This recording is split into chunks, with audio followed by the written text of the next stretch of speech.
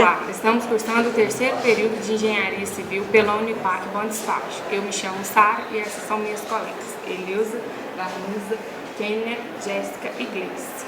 Viemos por meio deste falar um pouco sobre concreto e argamassa, a fim de cumprir uma tarefa designada pela professora Dayane, que leciona a disciplina Materiais de Construção.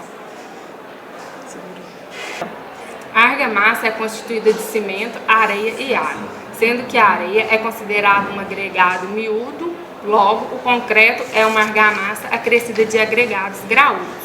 O tipo de agregado oferece influência significativa nas propriedades mecânicas do concreto, uma vez que tanto a geometria como a superfície do agregado devem ser consideradas. A razão água-cimento é um dos parâmetros mais relevantes no preparo de argamassas, pois a relação das reações de hidratação com o tempo e as propriedades finais estão intimamente ligadas a esta razão.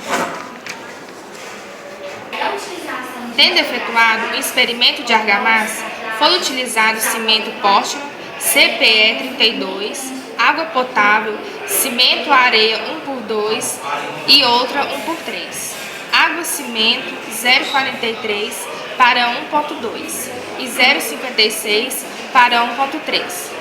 Para medidas, usou-se o módulo de Young em equipamento automático, baseado no método da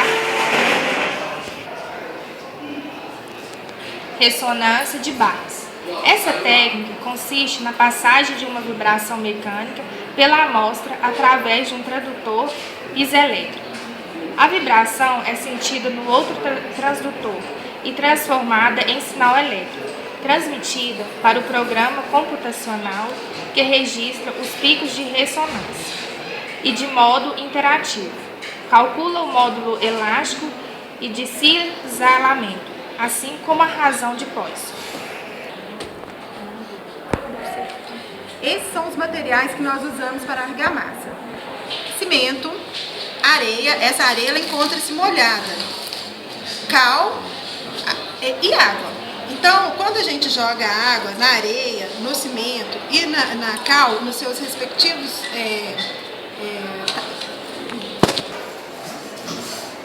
com as respectivas dosagens, forma-se a argamassa. Já para o concreto, nós colocamos o agregado graúdo, formando assim o concreto. O concreto ele pode ser tanto com agregado graúdo quanto com agregado miúdo, formando um concreto mais forte ou um concreto mais fraco um pouco. No caso do concreto, para a fabricação de calçadas, rebocos e outros lugares onde não exige um concreto muito ou argamassa muito resistente, pode-se usar um traço que corresponde a uma menor quantidade de cimento, que no caso pode ser o traço 1x3, ou uma maior quantidade de água, 0,56 para um traço de 1x3. Entretanto, na fabricação, no caso de fundações, pilares, vigas, o traço corresponde a uma maior quantidade de cimento para poder ficar mais forte o concreto. Então, podemos afirmar que a relação água-cimento, cimento-areia tem influência na rigidez, durabilidade e capacidade de sustentação de uma obra.